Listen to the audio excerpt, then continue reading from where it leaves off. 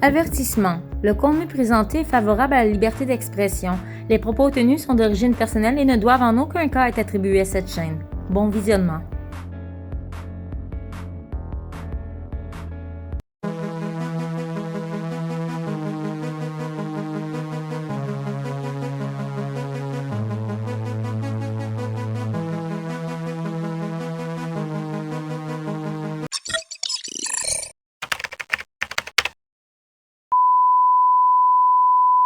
Bonsoir à vous tous, internautes de ce monde, et bienvenue sur la chaîne du Babillard. Aujourd'hui, j'aimerais ramener à la surface une vieille vidéo qui traîne sur YouTube depuis 13 ans sur la chaîne de Baber Premier et qui traite au sujet de la marijuana et la conspiration qui entoure le cannabis. J'ai décidé de refaire à ma façon la vidéo originale, tout en respectant le texte original, bien sûr, car il y avait une musique de fond du film Exorcist qui joue en répétition en arrière, en boucle. Alors, on peut perdre un petit peu le fil de l'histoire. Je mettrai quand même le lien de la vidéo originale en dessous dans la description. Et sur ce, je vous souhaite à tous une excellente écoute et je vous dis à très bientôt. Bisous! Saviez-vous que la marijuana est dangereuse? C'est faux! Le cannabis n'est pas plus dangereux pour le corps ou l'esprit de l'homme. Saviez-vous que le cannabis n'est pas une menace pour la société? Saviez-vous que le cannabis est beaucoup plus dangereux pour les compagnies de pétrole, d'alcool, de cigarettes et de produits chimiques? Saviez-vous que beaucoup de grosses entreprises avec beaucoup d'argent et d'influence se sont arrangées pour cacher la vérité au monde? Saviez-vous que la vérité est que si le cannabis était utilisé au maximum de son potentiel commercial, ce serait industriellement une bombe atomique? Saviez-vous que malheureusement, les entrepreneurs ne sont pas éduqués sur la diversité des produits économiquement viables du cannabis? Pourquoi? Saviez-vous que les super riches ont conspiré afin de mal informer et mentir au sujet d'une plante extrêmement versatile qui, si elle serait utilisée intelligemment, ruinerait leur compagnie? Saviez-vous d'où provient le nom marijuana? Au milieu des années 30, ce nom lui fut donné pour faire perdre toute crédibilité et faire oublier l'histoire phénoménale du cannabis. En général, les informations que je vais vous citer sont vérifiables avec l'Encyclopédia Britannica qui elle-même a été imprimée pour plus de 150 ans sur du papier fait à partir de cannabis. Saviez-vous que tous les livres d'école étaient faits de cannabis ou de lin jusqu'en 1880? Saviez-vous que c'était légal de payer ses taxes en cannabis en Amérique de 1631 jusqu'au début des années 1800?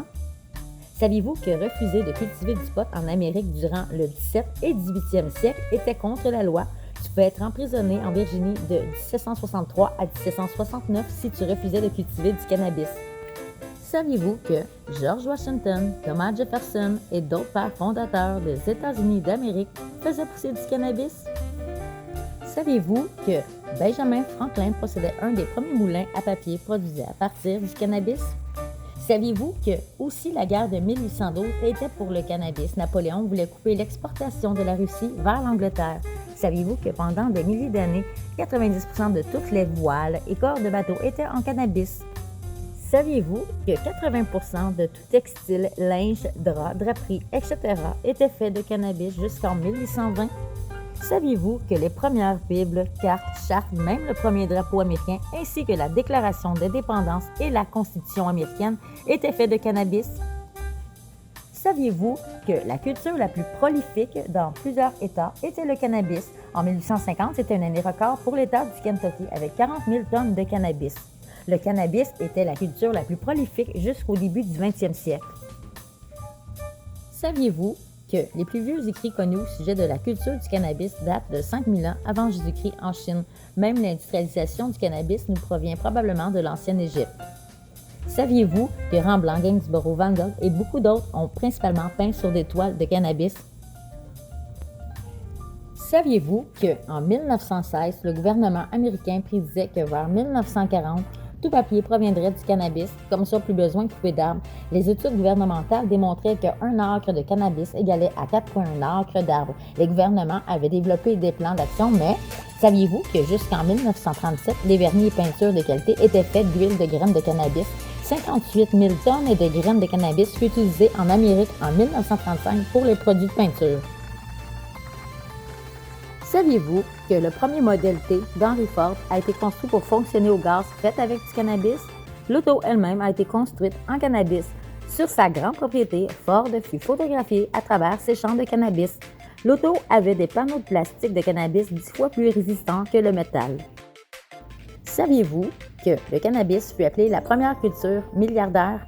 En 1938, c'était la première fois que l'argent de la culture dépassait les milliards en prévision. Saviez-vous qu'un magazine d'ingénieurs mécaniques a publié un article en 1938 intitulé « La plus profitable, désirable culture qui peut être cultivée » disait que si le cannabis était cultivé en utilisant la technologie d'aujourd'hui, ce serait de loin la récolte la plus répandue à travers le globe. Saviez-vous que la culture et la production de cannabis ne détruit pas l'environnement?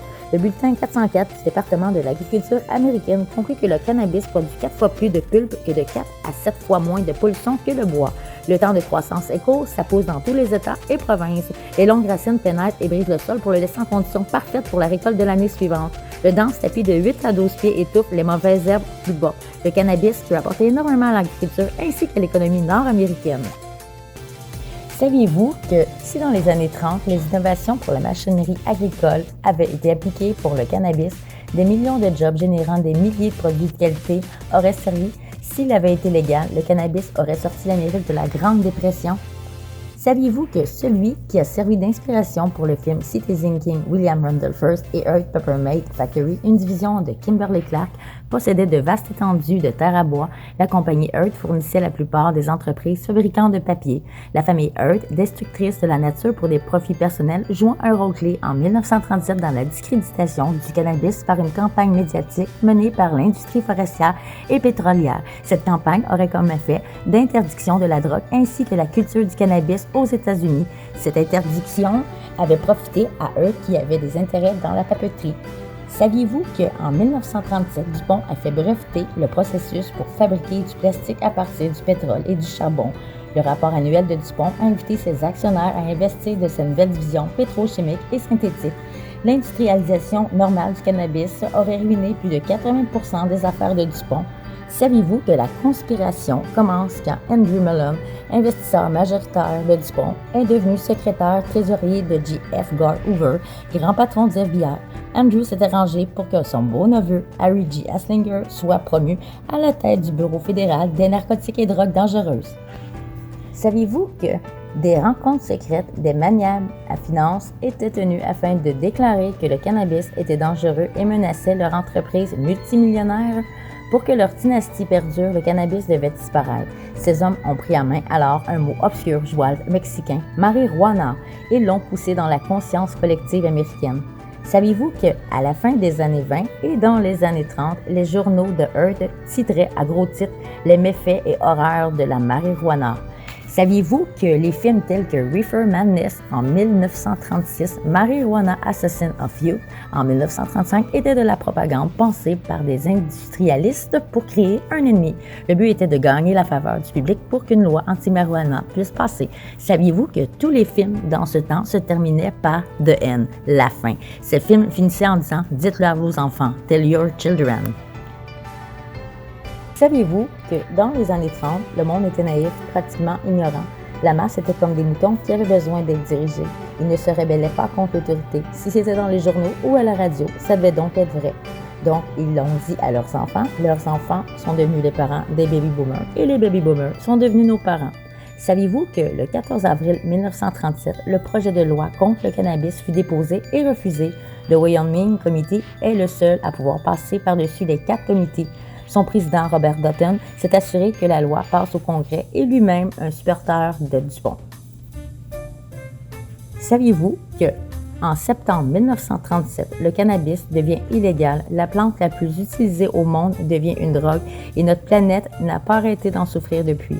Les forêts tropicales disparaissent, la pollution, les poisons et les produits chimiques tuent la vie.